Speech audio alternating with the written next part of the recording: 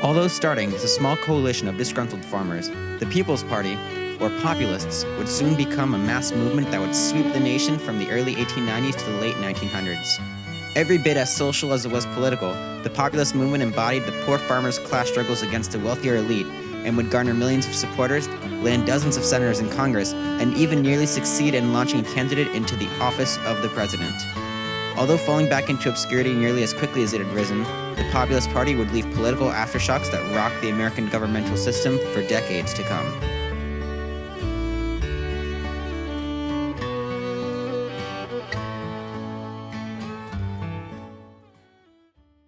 The people are the only sure lines for the preservation of our liberty. Thomas Jefferson. The year 1892 represented an anomaly in the context of American politics. Increasingly frustrated by the so-called governmental injustice seething within the city walls of Washington, D.C., a new political party burst out into the scene almost overnight. Calling themselves the People's Party, or alternatively, the Populists, this new faction consisted mostly of angry farmers in the West and South.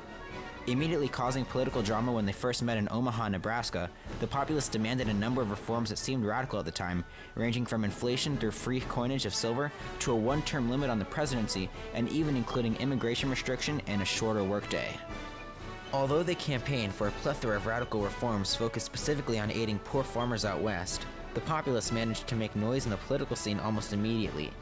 Aided by a sudden surge of nationwide labor strikes and movements, the Populists, backed by presidential candidate and former Civil War Brigadier General James B. Weaver, rolled up over 1 million popular votes in the 1892 election.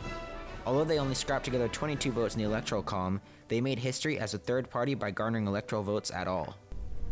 The Liberty Bell, commissioned in 1752, quickly became the symbol of the Populist Party in 1896. By then, the bell had already gotten 9 cracks and lost its ringing ability entirely. I guess you could call that representative of the fate of the Populist Party.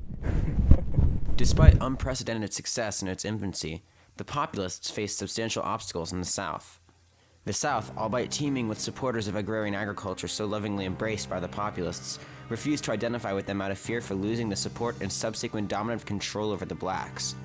Reacting fiercely to the black affinity for the Populist promises, affinities largely organized by the Million Black Farmers and the Colored Farmers National Alliance, white Southern elites played cynically to said populist promises, representing a lethal attack to Tom Watson and the farmers.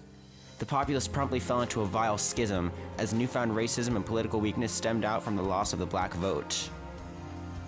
With the Populists now divided, Grover Cleveland returned to the Oval Office after being defeated in the election of 1882. Business collapsed and the deficit burdening the government continued to grow at an almost exponential rate. The gold reserve in the Treasury dropped below 100 million, which was the safe minimum for funding the production of $350 million in paper money. Thus, Cleveland attempted to halt the bleeding bypassing the Sherman Silver Purchase Act in 1890.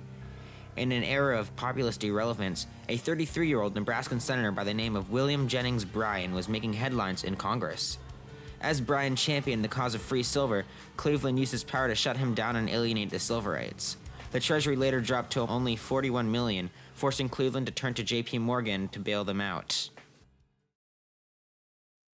Never be afraid to stand with the minority when the minority is right, for the minority which is right shall one day be the majority. William Jennings Bryan. William Jennings Bryan, the candidate for Populists in 1896, ardently campaigned to push for the passing of the Prohibition Bill. That one bill made him the most hated and loved man among populist farmers. The Populists recovered slowly yet surely from the split in 1892, which left Tom Watson a fervent racist. By 1894, they'd attracted additional labor support and along with it, controversy. In Colorado and Kansas, battles erupted between the Populists and existing state governments for control of the states, nearly spilling blood, yet no significant state legislative bill came to pass. And with the country still struggling to recover from the Panic of 1893, in which the attempted redemption of silver and notes for gold caused a nosedive in silver prices and a proportionate skyrocket in unemployment, the Populists hoped that their cries for free silver could attract more widespread support. The election of 1896 came, and the Populists became a more potent force, the result of fusion with the Democratic Party. The Populists backed the young senator from Nebraska, William Jennings Bryan. He was only 36 and known as the Boy Orator of the Platte. He had a masterful and dignified appearance and spoke powerfully. His opponent was William McKinley from Ohio. His Republican platform campaigned for the gold standard, regardless of McKinley's affinity towards silver while in Congress. The candidates clashed economically, with the nicknames Silver Bryan and Golden McKinley becoming commonplace in electoral platforms. Rewind back to the original appearance of William Jennings Bryan in the political scene. Bryan unleashed on the floor of the Democrats' convention a pro-slavery speech, which also rang as one of the most influential and historical speeches by a Democratic candidate, nonetheless one originally from a party that didn't exist more than 4 years earlier. He campaigned for slavery ardently but eloquently, as his thundering voice boomed through the halls. "We will answer their demands for a gold standard by saying to them, 'You shall not press down upon the brow of labor this crown of thorns. You shall not crucify mankind upon a cross of gold.'" The speech was a success. The convention nominated Bryan the very next day and created a platform demanding inflation through unlimited coinage of silver at the ratio of 16 ounces of silver to 1 ounce of gold, even though the original ratio was 32 ounces to 1. Because the minority Democrats left the party in protest for the change in ratio, the populace had a dilemma to solve.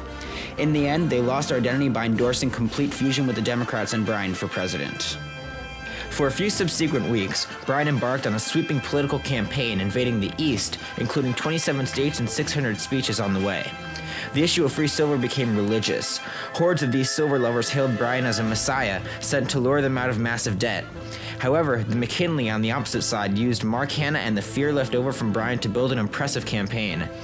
Hanna shook down plutocratic trust and plied up a slush fund for propaganda, appealed to the voters by reminding them of the Democratic panic experienced under Cleveland, and ended up with a total campaign revenue of over $16 million.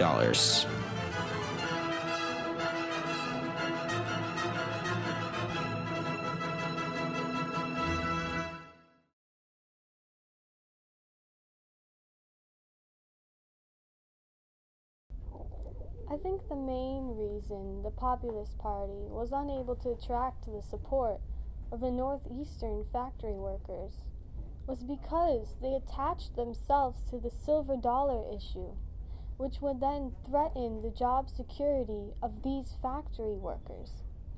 This ensured that they would remain primarily an agrarian group, which ensured their demise as America became more industrial. McKinley's dominating campaign paid off. In the electoral column, he triumphed handsomely, winning by a score of 271 to 176, with 7 million plus popular votes to Bryan's 6 million plus. A remarkable number of voters flocked to the polls, fueled by fear generated by the election candidates. The election highlighted political trends beyond free silver. A historical turning point, the election of 1896 showed the unappeal of Bryan to unmortgaged farmers and eastern urban laborers, the latter of which felt threatened by free silver and trade. As they toiled daily on a fixed and often low wage, inflation did not appeal to them. The electoral struggle between McKinley and Bryan, known as the Battle of '96, marked the beginning of a new era in politics.